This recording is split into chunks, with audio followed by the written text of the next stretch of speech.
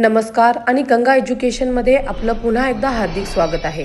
या प्लॅटफॉर्मवर तुम्हाला विधिक क्षेत्रातील महत्त्वाचे विषय, कायद्यांशी संबंधित स्पर्धा परीक्षांची तयारी, महत्त्वपूर्ण कायदेशीर तथ्य आणि विधीचा इतिहास याविषयी सुस्पष्ट आणि शिस्तबद्ध मार्गदर्शन मिळेल. Welcome to Ganga Education, your learning partner for law students. नमस्कार विद्यार्थी मित्रांनो. तर आजचे हे एक्सप्लेनर सेशन तुमच्या LLB, LLM आणि UGC नेट एक्झाम्ससाठी फारच महत्त्वाचे असणार आहे. आज आपण प्रोफेशनल डिव्हियन्स ऑफ लॉयर्स म्हणजेच वकिलांचे व्यावसायिक विचलन या विषयाचे खोलवर विश्लेषण करणार आहोत. सो विदाऊट एनी डिले चला सुरू करूया. पुढे जाण्याआधी आजचा अजेंडा शॉर्टमध्ये पाहूया. आपण कॉन्सेप्ट अँड डेफिनिशनपासून सुरुवात करूया, मग statutory basis, dimensions of deviance, dual liability, causes आणि सिस्टमिक इम्पॅक्ट पाहू आणि शेवटी एक्झामसाठी एक क्विक रिव्हिजन समरी घेऊ. तर सुरुवात करूया सेक्शन 1 पासून, कॉन्सेप्ट अँड डेफिनेशन. कोणत्याही एक्झाम आन्सरची सुरुवात एक परफेक्ट डेफिनेशनने होते, राईट? आता प्रोफेशनल डिव्हियन्स म्हणजे नक्की काय? तर बेसिकली कोणत्याही व्यावसायिकाने त्यांच्या व्यावसायिक नैतिकता, प्रामाणिकपणा आणि कायदेशीर जबाबदारींच्या मानकांपासून फरकाट घेणे. म्हणजेच काय? तर सोप्या भाषेत स्वतःच्या प्रोफेशनल स्किल्सच्या किंवा पोझिशनचा अनुचित किंवा बेकायदेशीर हेतूसाठी दुरुपयोग करणे. हे लिटरली एक प्रकारचे गंभीर गैरवर्तन आहे. आणि इथे एक अत्यंत महत्त्वाची गोष्ट लक्षात घ्या. एक वकील हा केवळ एक प्रायव्हेट सर्व्हिस प्रोव्हायडर नसतो, तो न्यायालयाचा अधिकारी असतो, म्हणजेच ऑफिसर ऑफ द कोर्ट. त्याच्यावर न्यायदानाच्या प्रशासनात मदत करण्याची फार मोठी जबाबदारी असते. त्यामुळेच जर एखाद्या वकिलाकडून डिव्हियन्स घडले तर ते अतिशय गंभीर मानले जाते, कारण ते डायरेक्टली आपल्या जस्टिस सिस्टमवर परिणाम करते. Moving on to section 2, statutory basis. कारण एक्झाम्समध्ये चांगले मार्क्स मिळवण्यासाठी स्टॅट्युटरी बॅकिंग देणं ॲब्सोल्युटली क्रुशियल आहे. भारतामध्ये वकिलांच्या कंडक्टवर नियंत्रण ठेवण्यासाठी 2 मुख्य पिलर्स आहेत. पहिला म्हणजे ॲडव्होकेट्स ॲक्ट 1961 आणि दुसरा म्हणजे बार काउन्सिल ऑफ इंडियाचे नियम. ह्या 2 गोष्टी बेसिकली वकिलांची आचारसंहिता फिक्स करतात आणि त्यांना एक निश्चित चौकटीत काम करणं बंधनकारक करतात. आणि या रूल्समध्ये अगदी क्लिअर केले आहे की वकिलांच्या ड्युटीज किती व्यापक आहेत. त्यांची जबाबदारी फक्त क्लायंटपुरती नसते. त्यांच्या कर्तव्यामध्ये न्यायालयाप्रतीची जबाबदारी, असिलाप्रतीची म्हणजेच क्लायंटप्रतीची जबाबदारी, ऑपोनंट्स किंवा विरोधी पक्षाप्रतीची आणि इव्हन समाजाप्रतीची जबाबदारी समाविष्ट असते. तर जेव्हा एखादा वकील अप्रामाणिकपणाने किंवा नेग्लिजन्सने या कर्तव्यांचा भंग करतो ना, तेव्हा ते ऑफिशियली प्रोफेशनल मिसकंडक्ट ठरते. आता पाहूया section 3, dimensions of professional deviance. Essay type क्वेश्चन्ससाठी हा पार्ट थोडा लक्ष देऊन ऐका. याचे बेसिकली 2 मेन आयाम आहेत. पहिला म्हणजे violation of legal ethics, for example न्यायालयाची दिशाभूल करणे किंवा इम्पॉर्टंट फॅक्ट्स लपवणे. आणि दुसरा म्हणजे अब्यूज ऑफ लीगल नॉलेज, ज्यामध्ये कायद्यातील लूपहोल्सचा गैरफायदा घेणे किंवा इल्लीगल स्ट्रॅटेजीज वापरणे येतात. जेव्हा अशा प्रकारे फॅक्ट्स सप्रेस केले जातात तेव्हा कायद्याचे ज्ञान हे न्यायाऐवजी शोषणाचे म्हणजेच एक्सप्लॉयटेशनचे साधन बनते. तुम्ही हा फेमस मॅक्सिम नक्की ऐकला असेल, justice must not only be done but must also be seen to be done. म्हणजेच न्याय फक्त व्हायला नको तर तो झालेला दिसायला सुद्धा हवा. आणि कोणत्याही प्रकारचं मिसकंडक्ट जे या न्याय प्रक्रियेत अडथळा आणते ते या मूलभूत फंडामेंटल तत्वाचे डायरेक्ट उल्लंघन करते. आता एक इंटरेस्टिंग पॉइंट, प्रोफेशनल डिव्हियन्स हे खऱ्या अर्थाने व्हाईट कॉलर डिव्हियन्सचा एक प्रकार आहे. ते कसे? तर हे सामाजिकदृष्ट्या आदरणीय आणि हायली एज्युकेटेड व्यक्तींकडून घडते. हे कशासाठी घडते? मोस्टली फायनान्शियल किंवा पर्सनल गेनसाठी. आणि याच्यामध्ये फोर्सऐवजी मॅन्युप्युलेशन म्हणजेच फसवणुकीचा वापर जास्त होतो. याच कारणामुळे याला डिटेक्ट करणे थोडे डिफिकल्ट जाते. Let's dive into section 4, dual liability and consequences. हा एक्झामसाठी एक हायली इम्पॉर्टंट कीवर्ड आहे. तर इथे ड्युअल लायबिलिटी म्हणजे नक्की काय? एक वकीलवर ॲक्च्युली दुहेरी जबाबदारी असते. एक असते डिसिप्लिनरी रॉंग, ज्यात बार काउन्सिलकडून ताकीद मिळणे, सस्पेन्शन किंवा इव्हन सनद रद्द करणे अशी कारवाई होऊ शकते. आणि दुसरीकडे असते क्रिमिनल रॉंग, ज्यात नवीन भारतीय न्याय संहिता 2023 आणि भारतीय नागरिक सुरक्षा संहिता 2023 अंतर्गत फ्रॉड किंवा खोटा पुरावा देण्याबद्दल डायरेक्ट गंभीर क्रिमिनल चार्जेसही लागू शकतात. Which brings us to section 5, causes and systemic impact. हे सगळं नक्की का घडतं आणि याचे ब्रॉडर इफेक्ट्स काय आहेत हे आपण पाहूया. याची काही स्पेसिफिक कारणे आहेत. जसे की आजकालचा कम्पेटिटिव्ह प्रेशर, वकिली व्यवसायाचे कमर्शियलायझेशन आणि एथिकल स्टँडर्ड्सची कमजोर अंमलबजावणी. कधीकधी इंटेन्शन नसले तरीही या एक्स्ट्रीम स्पर्धा आणि कमर्शियलायझेशनचा प्रेशरमुळे वकील नैतिक नियमांपासून भटकतो. आणि याचे परिणाम किती भयानक असू शकतात हे तुम्हाला वेगळं सांगायची गरज नाहीये. वकील हे जस्टिस सिस्टमचे गेटकीपर्स आहेत. त्यामुळे त्यांच्या गैरवर्तनामुळे फक्त एका क्लायंटचं नुकसान होत नाही, तर स्टेप बाय स्टेप संपूर्ण न्यायव्यवस्थेचं नुकसान होतं. जनतेचा विश्वास उडतो, जस्टिसमध्ये डिले होतो आणि वर्स्ट केसमध्ये चुकीच्या व्यक्तीला शिक्षा किंवा निर्दोष मुक्तता होऊ शकते. फायनली आपण आलो आहोत सेक्शन 6 वर. Quick revision summary. Last minute exam प्रेपसाठी रेडी व्हा. हे एक्झाम कीवर्ड्स ॲब्सोल्युटली पाठ करून ठेवा. Officer of the court, advocates act 1961, bar council rules, white collar deviance, dual liability आणि नवीन BNS 2023 along with BNSS 2023. Exam पेपरमध्ये या एक्झॅक्ट टर्म्सचा वापर करायलाच हवा. याने तुमचे मार्क्स फॉर शुअर वाढतील. आणि तुमच्या एसे आन्सर्सच्या कन्क्लुजन एकदम स्ट्रॉंग करण्याची ट्रिक म्हणजे हा coat. Professional deviance in the legal field represents a deviation not merely from ethical norms but from the very purpose of law itself, which is the administration of justice. म्हणजे लॉचा जो core purpose आहे न्याय देण्याचा, हे डिव्हियन्स त्यापासूनच एक फरक आहे. हा कोट तुमच्या पेपरमध्ये आलाच पाहिजे. आता जाता जाता एक प्रश्न तुमच्यासाठी. जर न्यायाचे रक्षकच चुकले तर रूल ऑफ लॉचं काय होईल? या विचारावर नक्की मनन करा. That's it for today. For more such law explainers, subscribe to Ganga Education. विद्यार्थी मित्रांनो, आजच्या या एक्सप्लेनरमध्ये आपण एका अतिशय क्रुशियल टॉपिकवर सविस्तर चर्चा करणार आहोत. तो म्हणजे वकिलांचे व्यावसायिक गैरवर्तन, ज्याला आपण प्रोफेशनल डिव्हियन्स असं म्हणतो.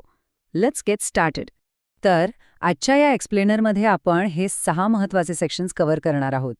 LLB, LLM आणि UGC नेटच्या एक्झामसाठी हे पॉइंट्स अगदी परफेक्ट आहेत. चला तर मग जराही वेळ न घालवता थेट सुरुवात करूया. Section 1, defining professional deviance. आता तुम्हाला प्रश्न पडला असेल की व्यावसायिक गैरवर्तन किंवा प्रोफेशनल डिव्हियन्स म्हणजे नक्की काय? सोप्या भाषेत सांगायचं तर असं कोणतंही वागणं जे न्यायाच्या प्रक्रियेत अडथळा आणतं. बघा, वकिली हा एक अतिशय सन्माननीय व्यवसाय, राईट? पण जेव्हा एखादा वकील ठरवून दिलेले नियम आणि नीतिमत्ता मोडतो ना, तेव्हा तो न्यायाच्या संपूर्ण निष्पक्ष प्रशासनाला म्हणजेच फेअर ॲडमिनिस्ट्रेशन ऑफ जस्टिसला थेट हानी पोचवतो. Section 2, tampering, evidence and witnesses. यातील पहिला आणि सर्वात गंभीर प्रकार म्हणजे पुराव्यांची बनावटगिरी, फॅब्रिकेशन ऑफ एव्हिडन्स. याचा अर्थ काय? तर खटल्याचा निकाल स्वतःच्या बाजूने लावण्यासाठी खोटे पुरावे तयार करणं किंवा मूळ पुराव्यांशी छेडछाड करणं. विचार करा, जेव्हा एखादा वकीलच खोटे दस्तऐवज बनवतो किंवा खरे पुरावे लपवतो, तेव्हा तो कोर्टाच्या सत्य शोधण्याच्या मूळ प्रक्रियेलाच पूर्णपणे संपवून टाकतो. आता हे एक्झामच्या दृष्टीने खूप महत्त्वाचं आहे, नीट लक्ष द्या. नवीन भारतीय न्याय संहिता 2023 नुसार खोटे पुरावे सादर करणं हा एक अतिशय गंभीर गुन्हा मानला गेलाय. याचा सर्वात भयंकर परिणाम काय होतो? तर एखाद्या निष्पाप निरपराध व्यक्तीला चुकीची शिक्षा होऊ शकते किंवा एखादा खरा गुन्हेगार निर्दोष सुटू शकतो. That's a big deal. यातलाच पुढचा प्रकार म्हणजे खोट्या साक्षीदारांचा वापर. तुम्ही प्रोफेशनल विटनेस किंवा भाडोत्री साक्षीदार हा शब्द अनेकदा ऐकला असेलच. जेव्हा एखादा वकील अशा लोकांना कोर्टात खोटं बोलण्यासाठी अक्षरशः ट्रेनिंग देतो ना, तेव्हा ती संपूर्ण न्यायव्यवस्थेचीच एक क्रूर थट्टा ठरते. कायद्याच्या भाषेत याला पर्जरी म्हणतात, म्हणजेच खोटा पुरावा देण्याचा गुन्हा. लक्षात ठेवा, वकिलाचं सर्वात पहिलं आणि सर्वात महत्त्वाचं कर्तव्य हे कोर्टाप्रती असतं, आपल्या अशिलाप्रती नाही. त्यामुळे खोटे साक्षीदार उभे करणं हे त्या ड्युटीचं थेट आणि गंभीर उल्लंघन आहे. एक्झाम नोट्समध्ये हा पॉइंट नक्की हायलाईट करा. Section 3, delays and misleading clients. तुम्हाला माहितीये, बऱ्याचदा कायदेशीर प्रक्रिया जाणीवपूर्वक लांबवली जाते. यालाच डिलेटरी प्रॅक्टिसेस म्हणतात. सतत नवनवीन तारखा मागणं, विनाकारण अर्ज दाखल करणं किंवा कोर्टात हजरच न राहणं, या सर्व गोष्टी समोरच्या पार्टीला केवळ मानसिक आणि आर्थिक त्रास देण्यासाठी केल्या जातात. Justice delayed is justice denied ही प्रसिद्ध म्हण तर आपण सर्वांनीच ऐकली आहे. अगदी हेच थांबवण्यासाठी भारतीय नागरिक सुरक्षा संहिता 2023 अंतर्गत अशा प्रोसिजरल विलंबावर नियंत्रण ठेवण्याचे अधिकार न्यायालयाला देण्यात आले आहेत. आता वळूया पुढच्या प्रकाराकडे, जो थेट अशिलाशी म्हणजेच क्लायंटशी संबंधित आहे. अशिलाची दिशाभूल करणं म्हणजे काय? तर फक्त चुकीचा सल्ला देणं नव्हे, तर केसची खरी स्थिती लपवून ठेवणं किंवा विनाकारण आवाजवी फी उकळणं, हे सगळं यातच मोडतं.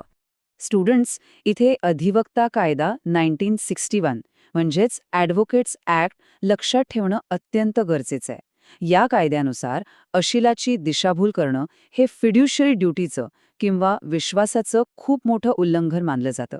यामुळे अशिलाचं आर्थिक नुकसान तर होतंच, पण वकिली पेशावरचा लोकांचा उरलासुरला विश्वासही पूर्णपणे उडून जातो. Section 4 collusion and abuse of process. विरुद्ध पक्षाशी संगनमत करणं हा या व्यवसायातला सर्वात मोठा आणि भयंकर विश्वासघात आहे. विचार करा, जर एखाद्या वकिलाने लाच घेऊन स्वतःच्याच क्लायंटची केस मुद्दाम कमकुवत केली किंवा अतिशय गोपनीय माहिती विरोधी पक्षाला लीक केली, तर याला कल्युशन असं म्हटलं जातं. हे असं वागणं आपल्या संपूर्ण ॲडव्हर्सरियल सिस्टमलाच मुळासकट नष्ट करतं. यातून केवळ वकिलीची सनद रद्द होण्याची शिस्तभंगाची कारवाईच होते असं नाही, तर थेट फौजदारी गुन्हे देखील दाखल होऊ शकतात. थोडक्यात सांगायचं तर हा प्रकार म्हणजे न्यायाची थेट हत्या किंवा मिसकॅरेज ऑफ जस्टिस आहे. आता कायद्याचा वापर हा पण नेहमी ढाल म्हणून करायचा असतो, शस्त्र म्हणून नाही, बरोबर? पण जेव्हा अगदीच क्षुद्रक किंवा पूर्णपणे खोटे खटले दाखल करून एखाद्याला मुद्दाम त्रास दिला जातो, तेव्हा त्याला कोर्टाच्या प्रक्रियेचा गैरवापर म्हणजेच अब्यूज ऑफ कोर्ट प्रोसेस असं म्हणतात. सुदैवाने कायद्यात अशा प्रवृत्तींना आळा घालण्यासाठी न्यायालयांकडे काही इनहेरंट पॉवर्स म्हणजेच अंगभूत अधिकार असतात. कारण बघा, अशा सूळबुद्धीने दाखल केलेल्या फालतू केसेसमुळे आधीच खटल्यांचा प्रचंड भार असलेल्या आपल्या न्यायालयांचा मौल्यवान वेळ पूर्णपणे वाया जातो. Section 5 analytical overview of deviance. तर मित्रांनो, आत्तापर्यंत आपण जे 6 प्रकार पाहिले त्यांचं जर आपण बारकाईने विश्लेषण केलं तर एक गोष्ट अगदी स्पष्ट होते. ती म्हणजे या वकिलांनी त्यांच्या कायदेशीर ज्ञानाचा आणि प्रक्रियेचा एक हत्यार म्हणून गैरवापर केला आहे. न्यायापेक्षा स्वतःच्या फायद्याला जास्त महत्त्व दिलं आहे, ज्यामुळे या पवित्र व्यवसायाच्या नैतिक मानकांचा, एथिकल स्टँडर्ड्सचा अक्षरशः चुराडा झाला आहे. Section 6 quick exam revision. आता वळूया आपल्या शेवटच्या आणि सर्वात महत्त्वाच्या भागाकडे, क्विक रिव्हिजन. UGC नेट किंवा LLBच्या एक्झामसाठी हा चार्ट खूप महत्त्वाचा आहे. याचा एक पटकन स्क्रीनशॉट काढून घ्या. पुराव्यांची बनावटगिरी, भारतीय न्यायसंहिता 2023. खोटे साक्षीदार, पर्जरी. विलंब लावणं, भारतीय नागरिक सुरक्षा संहिता 2023. दिशाभूल, ॲडव्होकेट्स ॲक्ट 1961. संगनमत, शिस्तभंग आणि फौजदारी कारवाई आणि प्रक्रियेचा गैरवापर, कोर्टाचे इनहेरंट पॉवर्स. हे पॉइंट्स अगदी तोंडपाठ असू द्या. आणि जाता जाता हा एक अतिशय विचार करायला लावणारा कोट. या सर्व गैरप्रथांमुळे वकिली व्यवसाय हा न्यायाच्या एका पवित्र साधनावरून केवळ स्वार्थ साधण्याच्या यंत्रणेत बदलत चालला आहे. पण जरा विचार करा, जर कायद्याचे रक्षकच त्याचे भक्षक बनले तर सामान्य माणसाने न्यायासाठी कोणाकडे पाहायचं? या प्रश्नावर नक्की विचार करा. आजच्या या एक्सप्लेनरमधून तुम्हाला नक्कीच खूप काही शिकायला मिळालं असेल. For more such law lectures, subscribe to Ganga Education. आज आपण एका अतिशय इंटरेस्टिंग आणि एक्झामच्या दृष्टीने अत्यंत महत्त्वाच्या टॉपिकवर बोलणार आहोत. प्रोफेशनल डिव्हियन्स ऑफ लॉयर्स म्हणजेच वकिलांकडून होणारे व्यावसायिक गैरवर्तन. आपण पाहणार आहोत की वकिलांच्या वर्तनावर नियंत्रण ठेवण्यासाठी शिस्तभंगाचा कायदा आणि क्रिमिनल लॉ यांचा दुहेरी आराखडा कसा काम करतो.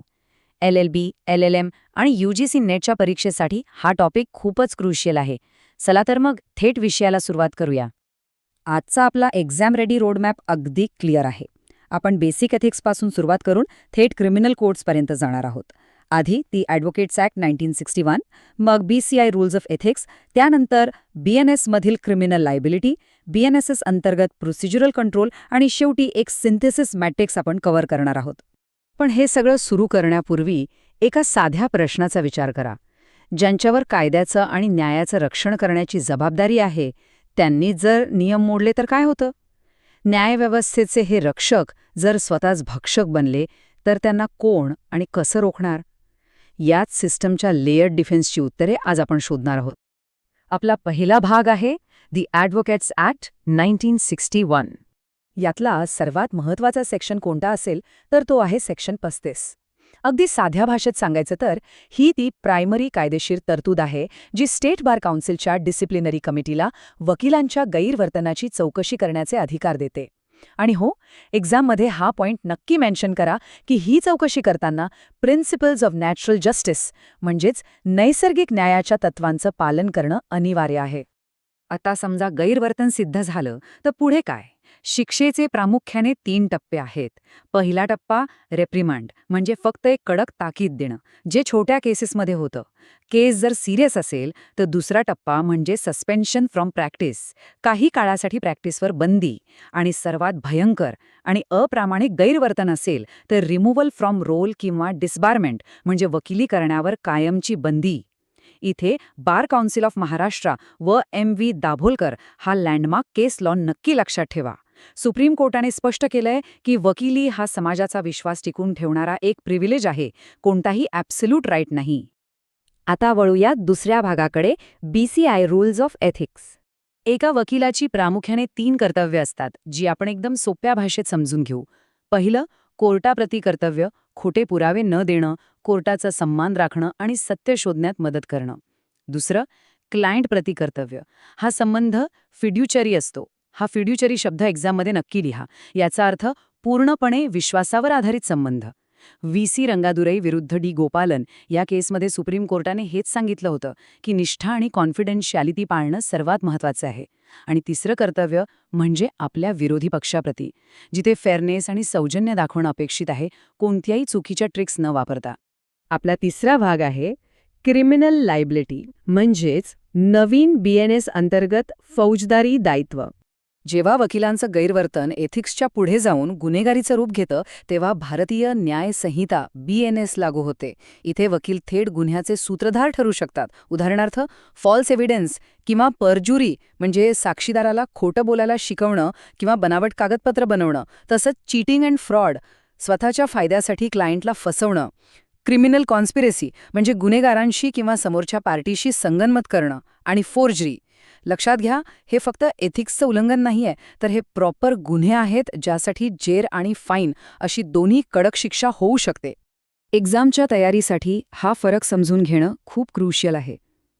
एथिकल ब्रीच आणि क्रिमिनल ॲक्टमध्ये नक्की काय फरक आहे? तर BCI रूल्सप्रमाणे एखादी चुकीची प्रॅक्टिस किंवा निष्काळजीपणा हा एथिकल ब्रीच असू शकतो. पण जेव्हा एखादा वकील जाणीवपूर्वक पुरावे नष्ट करतो किंवा क्लायंटला फसवतो तेव्हा ती कृती थेट BNS अंतर्गत क्रिमिनल ॲक्ट ठरते. लीगल बाउंड्री ओळखण्यासाठी हा फरक समजणं अतिशय महत्त्वाचं आहे.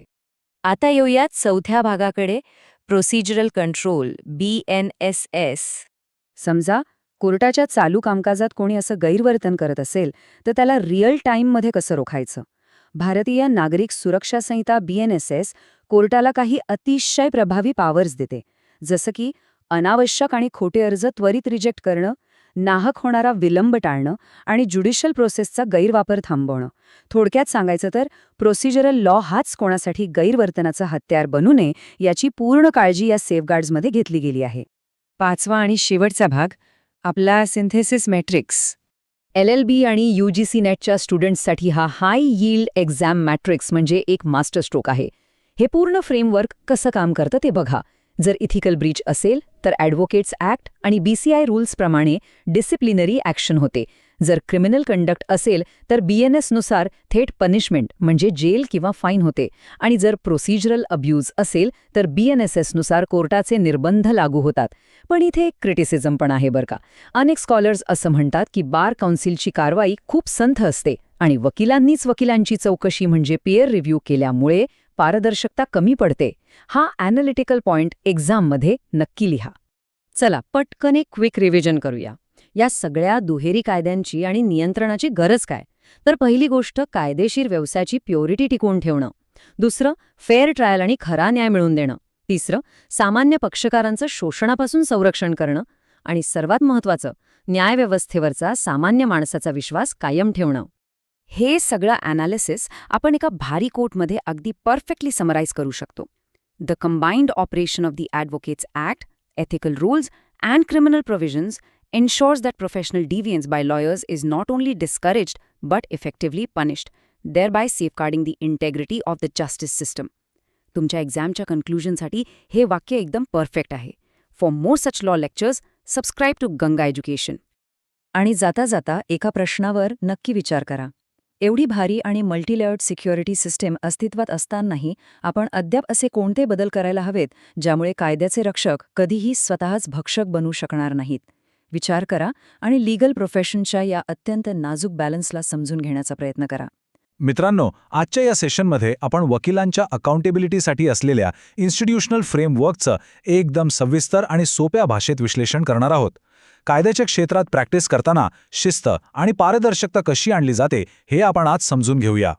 तर हा आहे आपला आजचा अजेंडा.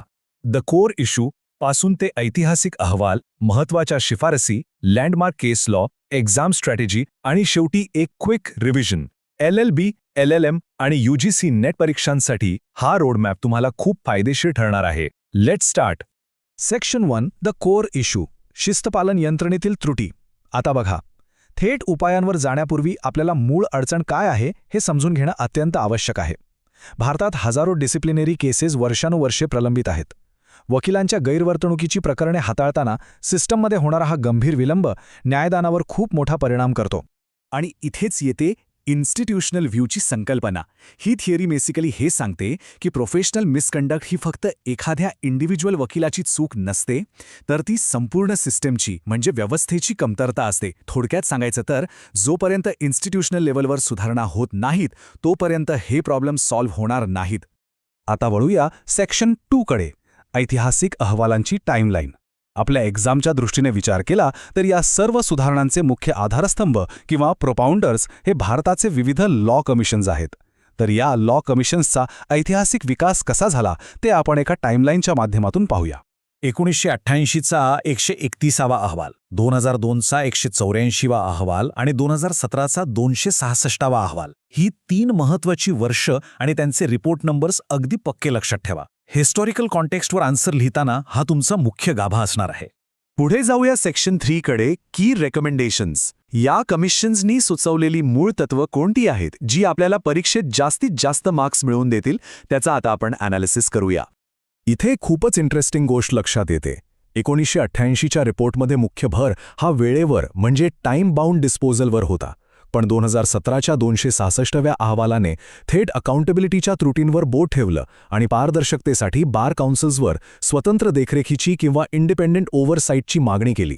न्यायदानाची प्रक्रिया जलद आणि पारदर्शक करण्यासाठी काय आवश्यक आहे, तर हे 4 मुद्दे. परीक्षेत हेच अचूक पॉइंट्स लिहायचे आहेत. विशेषतः ॲडव्होकेट्स ॲक्ट 1961 मधील प्रोसिजर बळकट करणे हा यातला सर्वात मोठा पाया आहे, हे नक्की मेन्शन करा. पण पहा, केवळ शिक्षा देणे पुरेसे नसते ना. 2002च्या 184व्या अहवालाने अगदी अचूकपणे पॉइंट आऊट केलं की युनिव्हर्सिटी लेव्हलवरच प्रॅक्टिकल एथिकल ट्रेनिंगची खूप मोठी कमतरता आहे. जर पायाच कच्चा असेल तर नवीन वकिलांकडून प्रोफेशनल रिस्पॉन्सिबिलिटीची अपेक्षा कशी करणार? आणि म्हणूनच या अहवालाचा इम्पॅक्ट एवढा मोठा होता की त्याने थेट भारतीय बार काउन्सिलला म्हणजेच PCIला 2008मध्ये प्रोफेशनल एथिक्स हा विषय सर्व विधी महाविद्यालयांमध्ये कंपल्सरी करायला लावला. लीगल एज्युकेशनमधला हा एक खरोखरच क्रांतिकारी बदल होता. Section 4, landmark case law. कायद्याचा पेपर आणि केस लॉ नाही असं तर होऊच शकत नाही. या समस्येवर सर्वोच्च न्यायालयाची नेमकी भूमिका काय आहे ते आता आपण पाहूया. एक्झामिनरला इम्प्रेस करण्यासाठी बार काउन्सिलच्या ड्युटीबाबत हा ऐतिहासिक दाभोळकर खटला नेहमी कोट करायलाच हवा. Maintain purity and dignity of profession हा खटला लीगल प्रोफेशनच्या प्रतिष्ठेचा मूळ आधार मानला जातो.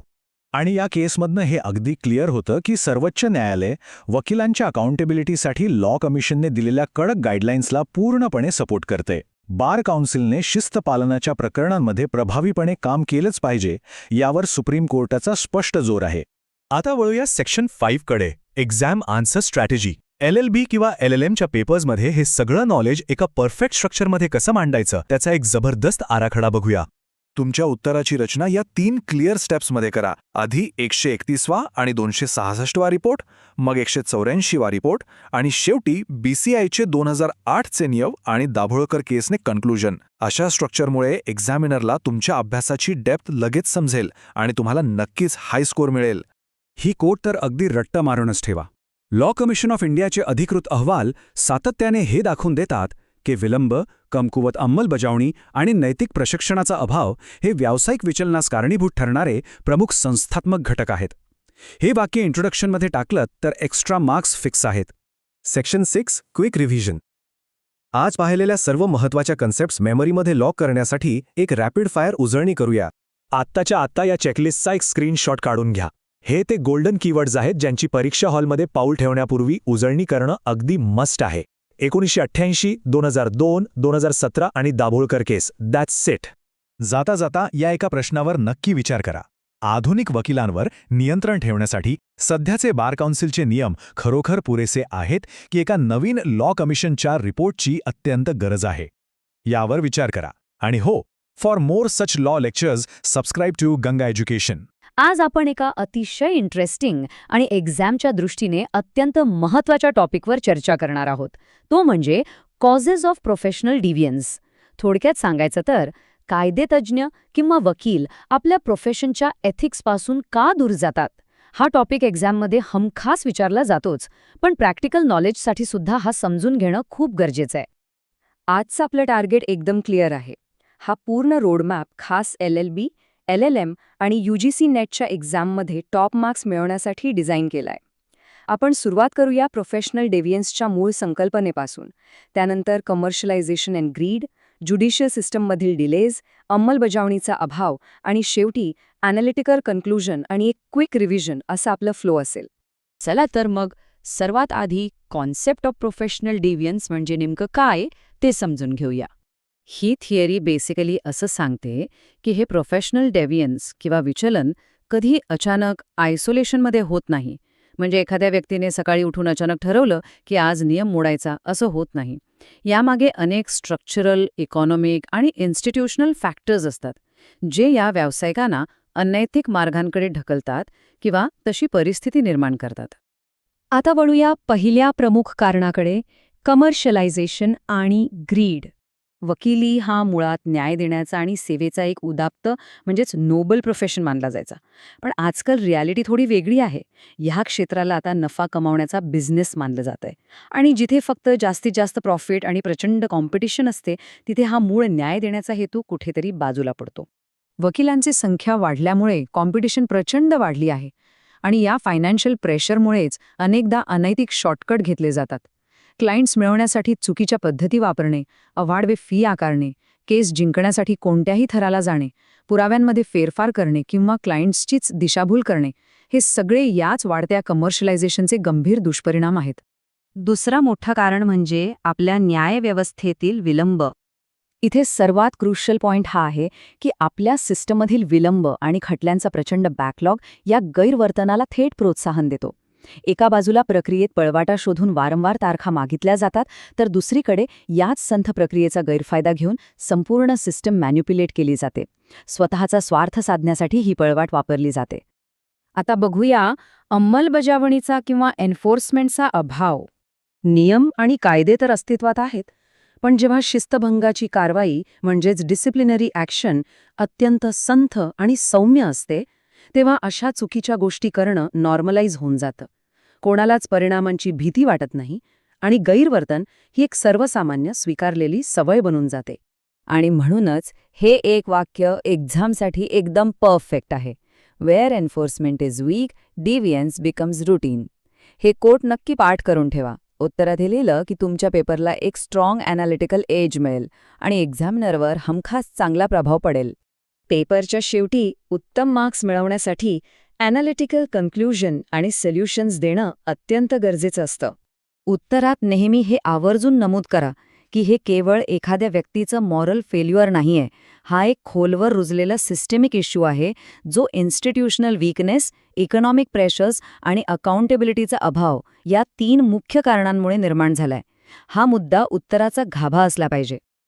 हे स्ट्रक्चरल इम्बॅलन्स दुरुस्त करण्यासाठी आपल्याला या 3 महत्त्वाच्या स्टेप्स घ्याव्याच लागतील. आधुनिक कायदेशीर सुधारणा करणे, अस्तित्वात असलेल्या नियमांची अतिशय कडक अंमलबजावणी करणे आणि सुरुवातीपासूनच योग्य एथिकल एज्युकेशन देणे. हे ते भक्कम स्तंभ आहेत ज्यावर हा प्रश्न सुटू शकतो. ही एकच हाय स्कोरिंग लाईन तुमचं संपूर्ण उत्तर एका उत्तम साच्यात बसवते. कमकुवत अंमलबजावणी, आर्थिक दबाव आणि संस्थात्मक विलंब या सर्व गोष्टींमुळे एथिकल स्टँडर्ड्स कसे कमी होतात हे या एकाच पॉवरफुल स्टेटमेंटमध्ये अगदी सुंदरपणे आणि एक्झामिनर फ्रेंडली पद्धतीने मांडलं आहे. आणि आता शेवटी एक क्विक रिव्हिजन करूया, जेणेकरून सगळे कन्सेप्ट्स एकदम पक्के होतील. हे 5 पॉइंट्स मेन हेडिंग्ज आहेत. हे एकदम परफेक्टली मेमराईज करा. स्ट्रक्चरल आणि इकॉनॉमिक फॅक्टर्स, कायदा एक व्यवसाय बनणे, विलंबाचा गैरफायदा घेणे, कमकुवत अंमलबजावणी आणि पैशांच्या हवेपोटी घेतलेले अनैतिक मार्ग. एक्झाममध्ये हे पॉइंट्स वापरून तुम्ही एक फ्लॉलेस स्ट्रक्चर बनवू शकाल. जाता जाता विचार करण्यासारखा एक प्रश्न. वकिली पेशा पुन्हा आपल्या जुन्या उदात्त मूल्यांकडे परत जाईल की हा वाढता आर्थिक दबाव कायमची इथली नैतिकता बदलेल? यावर नक्की विचार करा. अशाच आणखी महत्त्वपूर्ण आणि एक्झाम ओरिएंटेड लॉ लेक्चर्ससाठी गंगा एज्युकेशनला नक्की सबस्क्राईब करा. आज आपण एक खूप क्रिटिकल आणि ॲब्सोल्युटली इम्पॉर्टंट टॉपिक डिटेलमध्ये एक्सप्लोर करणार आहोत. टॉपिक आहे impact of professional deviance of lawyers on society. म्हणजेच जेव्हा वकील त्यांच्या आचरणात चुका करतात, मिसकंडक्ट करतात, तेव्हा जस्टिस सिस्टम आणि समाजावर त्याचा किती गंभीर परिणाम होतो हे आपण समजून घेणार आहोत. तुमच्या LLB, LLM आणि UGC नेट एक्झामच्या दृष्टीने हा एक अत्यंत महत्त्वाचा एक्सप्लेनर आहे. सो प्युअरली अकॅडमिक आणि स्टॅट्युटरी कॉन्टेक्स्टने आपण हा पॉइंट कव्हर करूया. Let's dive right in. आजच्या या एक्सप्लेनरचा सिलेबस आपण फार स्ट्रक्चर ठेवला आहे. तर पहिल्यांदा आपण प्रोफेशनल डिव्हियन्स एक्झॅक्टली काय आहे हे समजून घेऊ. मग त्याचे 4 मुख्य परिणाम, जसे की रूल ऑफ लॉ कमकुवत होणे, जस्टिस डिलेड इज डिनाइडचा रिअल अर्थ, पब्लिक कॉन्फिडन्स कसा कमी होतो आणि करप्शनची सायकल कशी सुरू होते. आणि हो, शेवटी तुमच्या एक्झाम प्रिपरेशनसाठी एक क्विक रिव्हिजन समरी नक्की आहे. Moving on. तर सुरुवात करूया आपल्या पहिल्या सेक्शनपासून. ॲडमिनिस्ट्रेशन ऑफ जस्टिस पूर्णपणे समजून घेण्यासाठी या टॉपिकचा फाउंडेशनल कॉन्सेप्ट क्लिअर असणे ॲब्सोल्युटली क्रुशल आहे. आता प्रोफेशनल डेव्हियन्सची बेसलाईन डेफिनेशन काय आहे हे पहा. द क्रुशल पॉइंट इज, हे एक प्रकारचा मिसकंडक्ट आहे. इंडियन कंटेक्स्टमध्ये बघायला गेले तर ॲडव्होकेट्स ॲक्ट 1961च्या सेक्शन 35 अंतर्गत याला स्ट्रिक्टली प्रोफेशनल मिसकंडक्ट मानले जाते. वकील हे जस्टिस ॲडमिनिस्ट्रेशनचे केंद्रबिंदू असतात, बरोबर? तर जेव्हा ते मिसकंडक्ट करतात तेव्हा ते फक्त एक केस खराब करत नाहीत, तर पूर्ण रूल ऑफ लॉ आणि सोसायटीच्या लीगल फ्रेमवर्कला हलवून टाकतात. हे डेफिनिशन आणि हा ॲक्ट परीक्षेच्या उत्तरात नक्की मेन्शन करा. आता आपण या डेव्हियन्सचा पहिला मोठा सोसायटल इम्पॅक्ट पाहूया. तो म्हणजे weakening the rule of law. कायद्याचं राज्य कसं कमकुवत होते हे समजून घेण्यात येईल. या 2 परिस्थितींतली तुलना पाहणे खूप इंटरेस्टिंग आहे. एका बाजूला आहे आपला आयडियल रूल ऑफ लॉ, जिथे सगळे नियम फेअर, इक्वल आणि सत्तेवर आधारित असतात. पण दुसऱ्या बाजूला जेव्हा डेव्हियन्स होते तेव्हा रियालिटी काय असते? वकील फॅब्रिकेटेड एव्हिडन्स म्हणजेच खोटे पुरावे उभे करतात, कोर्टला मिसलीड करतात आणि लीगल प्रोसिजर्सचा पूर्णपणे गैरफायदा घेतात. एक्झाम नोट्ससाठी फॅब्रिकेट एव्हिडन्स आणि मिसलीड कोर्ट्स हे कीवर्ड्स डेफिनेटली लक्षात ठेवा. मग ह्याचा परिणाम आपल्या डेमोक्रेसीवर कसा होतो? सिंपल आहे. कायद्याची ऑथॉरिटी नष्ट होते. जस्टिस म्हणजे न्याय हा मेरिट किंवा गुणवत्तेवर आधारित राहतच नाही, तो इन्फ्लुअन्स आणि टॅक्टिक्सवर डिपेंड होतो. ही जी मॅनिप्युलेशन आहे ना, ती मेरिटची जागा घेते आणि डायरेक्टली आपल्या कॉन्स्टिट्यूशनल डेमोक्रेसीच्या पायाला धोका निर्माण करते. Let's move to the next section. दुसरा अत्यंत महत्त्वाचा परिणाम आहे जस्टिस डिलेड इज डिनाइड, म्हणजेच न्याय मिळण्यास होणारा विलंब. आता वकील कोर्टमध्ये वेळ काढण्यासाठी कोणते टॅक्टिक्स वापरतात? ते वारंवार ॲडजॉर्नमेंट्स म्हणजेच तारीख घेतात, प्रोसिजरल डिलेज निर्माण करतात आणि डिलिटरी टॅक्टिक्स वापरतात. ह्या संदर्भात एक लँडमार्क केस आहे, x captain Harish Uppal versus union of India. ह्या केसमध्ये सुप्रीम कोर्टने क्लिअर केले आहे की वकिलांना संप किंवा अननेसेसरी स्ट्राईक्स करण्याचा अधिकार नाही, कारण याच्यामुळे डिले होतो. हे टर्म्स आणि ही केस लॉ तुमच्या परीक्षेच्या दृष्टीने हायली रेकमेंडेड आहेत. तर याचे कॉन्सिक्वेन्सेस म्हणजेच परिणाम काय आहेत? पीडितांना वेळेत न्याय मिळत नाही, अक्युज्ड म्हणजे आरोपी, त्यांनासुद्धा वर्षानुवर्ष अनिश्चिततेत जगावं लागतंय. इंडियन कॉन्स्टिट्यूशनच्या आर्टिकल 21 अंतर्गत स्पीडी ट्रायल हा एक फंडामेंटल राईट आहे हे आपल्याला माहितीच आहे. पण या डिलेटरी टॅक्टिक्समुळे कोर्ट्समध्ये केसेसचा बॅकलॉग प्रचंड प्रमाणात वाढतो. हे आपल्या सिस्टमसाठी लिटरली एक खूप मोठं बोझा आहे. आपण नेहमी ऐकतो की justice delayed is justice denied. पण याच्या मागचं लॉजिक काय आहे? कारण जशी वेळ पुढे जाते तसे एव्हिडन्स म्हणजे पुरावे वीक होतात. विटनेसेस म्हणजे साक्षीदार उपलब्ध राहत नाहीत. वेळ पुराव्यांना नष्ट करते, ज्यामुळे उशिरा मिळालेला न्याय हा न्याय नसल्यासारखाच असतो. हा मुद्दा एक्झाममध्ये हायलाईट करायलाच हवा. आता तिसरा इम्पॅक्ट पाहूया, लॉस ऑफ पब्लिक कॉन्फिडन्स. ज्युडिशरीबद्दलचा लोकांचा विश्वास कसा कमी होतो हे आपण या सेक्शनमध्ये पाहणार आहोत. पहा, सामान्य लोकांची अपेक्षा काय असते की ट्रायल फेअर असेल आणि त्यांच्या वकिलांकडून एक प्रामाणिक रिप्रेझेंटेशन मिळेल.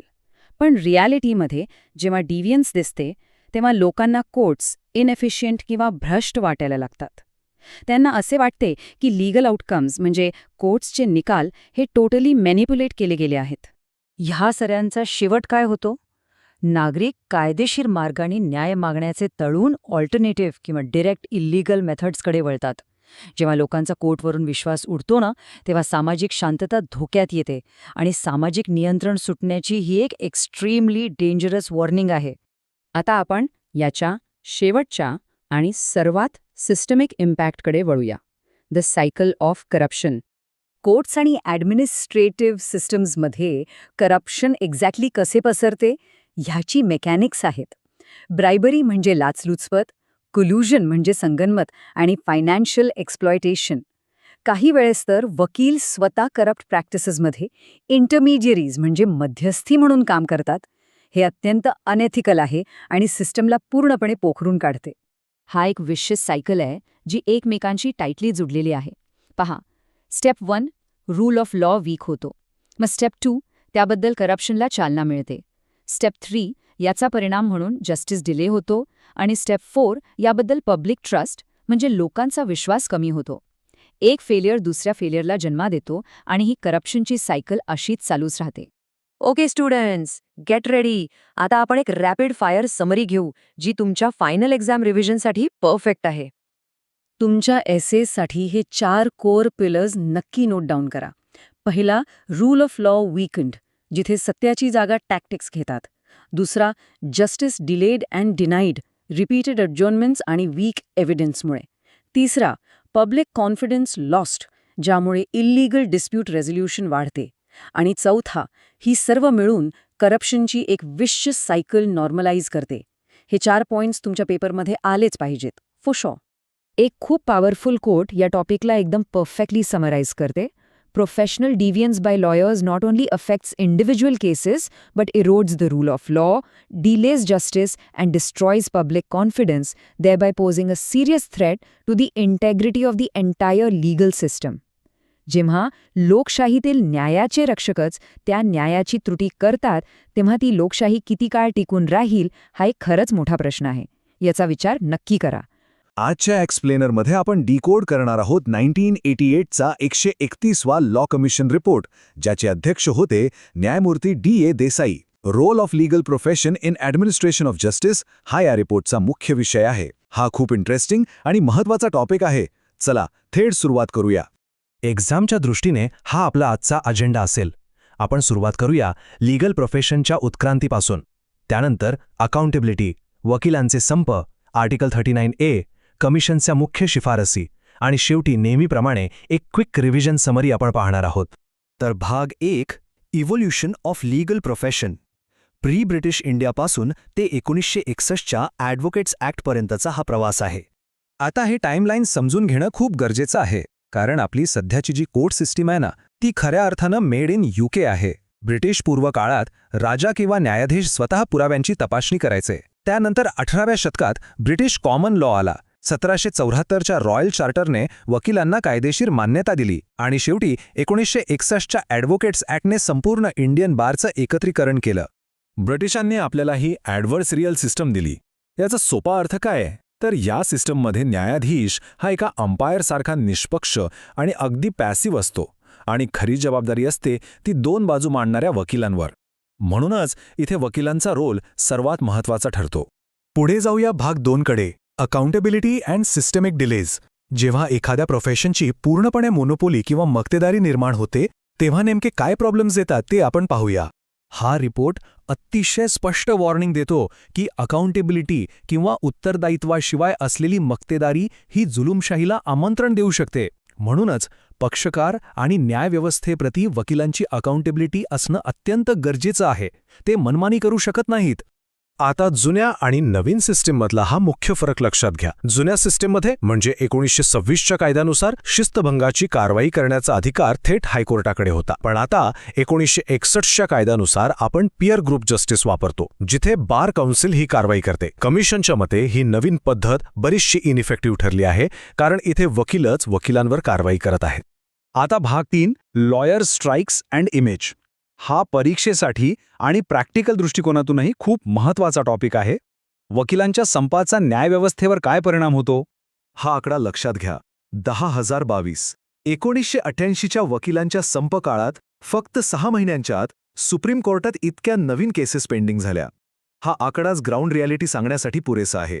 डिसेंबर 1987 ते जून 1988 या काळातील आकडेवारी जर आपण पाहिली तर लक्षात येतं की सुप्रीम कोर्ट आणि दिल्ली हायकोर्टातील पेंडेन्सी कशी वेगाने वाढली. संपांमुळे सर्वसामान्य पक्षकारांना किती भयानक त्रास सहन करावा लागतो आणि बॅकलॉग कसा वाढतो हे यावरून स्पष्ट होतं. म्हणूनच अब्राहम लिंकन यांचा हा विचार इथे अगदी चपखल बसतो. रिपोर्ट सांगतो की वकिलांनी कोर्टात भांडणं लावणारे दलाल बनू नये, तर त्यांनी खटल्यापूर्वीच तडजोडीला म्हणजेच प्री ट्रायल कॉन्सिलिएशनला जास्तीत जास्त प्रोत्साहन दिलं पाहिजे. एक उत्तम शांततादूत बनण्याची ही प्रोफेशनमध्ये मोठी संधी असते. भाग 4, कॉन्स्टिट्यूशनल मॅन्डेट आर्टिकल 39A. एक्झामच्या दृष्टिकोनातून हा सर्वात महत्त्वाचा घटनात्मक पैलू आहे. आर्टिकल 39A आपल्याला काय सांगतं? तर पैशांची कमतरता किंवा इतर कोणत्याही आर्थिक दुर्बलतेमुळे देशातील कोणत्याही नागरिकाला न्यायापासून वंचित ठेवता कामा नये. मोफत कायदेशीर मदत किंवा फ्री लीगल एड देणं हे राज्याचं घटनात्मक कर्तव्य आहे. आणि ह्याच कर्तव्याची पूर्तता करण्यासाठी कमिशनने एक अतिशय भन्नाट आयडिया मांडली आहे. वकिलांनी गरिबांसाठी स्वतःचं असं एक पब्लिक सेक्टर क्लिनिक सुरू करावं, जिथे गरजू लोकांना पूर्णपणे मोफत लीगल सर्व्हिस मिळेल. भाग 5, की लॉ कमिशन रेकमेंडेशन्स. आता आपण प्रॉब्लेम्स तर पाहिले, पण न्यायव्यवस्था बळकट करण्यासाठी लॉ कमिशनने नेमक्या कोणत्या मुख्य शिफारसी दिल्या आहेत? या 4 मुख्य शिफारसी आहेत ज्या एक्झाममध्ये नक्की मेन्शन करायच्या आहेत. पहिली, वकिलांच्या फीवर एक मर्यादा किंवा कॅपिंग असावं. दुसरी, बार काउन्सिलच्या शिस्तभंगाच्या आदेशांचे पुनरावलोकन करण्याचा सुओ मोटो अधिकार हायकोर्टाला मिळावा. तिसरी, संपाचा वापर फक्त आणि फक्त अंतिम पर्याय म्हणूनच करावा. आणि चौथी, खटल्यापूर्वी तडजोडीला म्हणजेच कन्सिलिएशनला प्रोत्साहन द्यावं. इथे रिपोर्ट एक अतिशय नवीन आणि महत्त्वपूर्ण कन्सेप्ट मांडतो, ती म्हणजे सोशल ऑडिट. या सिस्टममध्ये रिटायर्ड जजेस आणि न्यायाचे ग्राहक म्हणजेच सामान्य पक्षकार मिळून वकिलांच्या प्रोफेशनची अकाउंटेबिलिटी तपासतील. हे खरंच एक मोठं आणि क्रांतिकारी पाऊल ठरू शकतं. भाग 6, क्विक रिव्हिजन समरी. आपण या एक्सप्लेनरच्या शेवटाकडे आलो आहोत आणि ही समरी तुमची उत्तम उजळणी करेल. विद्यार्थ्यांनो, या 6 पॉइंट्सची व्यवस्थित नोंद घ्या. 31व्या लॉ कमिशन रिपोर्टचा हा पूर्ण गाभा आहे. न्यायमूर्ती D.A. देसाई यांचा हा रिपोर्ट ॲडव्हर्सरियल सिस्टम, पियर ग्रुप जस्टिसवरील टीका, संपांमुळे होणारा विलंब, आर्टिकल 39A चे महत्त्व आणि फी स्टँडर्डायझेशन व सोशल ऑडिट यांसारख्या उपायांवर अचूक फोकस करतो. जाता जाता विचार करण्यासारखी एक गोष्ट म्हणजे खरंच एखादा सक्तीचं सोशल ऑडिट भारतीय लीगल प्रोफेशनमधील अकाउंटेबिलिटीचा अभाव पूर्णपणे दूर करू शकेल का, यावर नक्की विचार करा. For more such law lectures subscribe to Ganga Education. हे सत्र पाहिल्याबद्दल धन्यवाद. हा व्याख्यान उपयुक्त वाटला असल्यास कृपया लाईक करा, शेअर करा आणि गंगा एज्युकेशनला सबस्क्राईब करा. अशाच महत्त्वपूर्ण कायदेविषयक व्याख्यानांसाठी आमच्याशी जोडलेले रहा.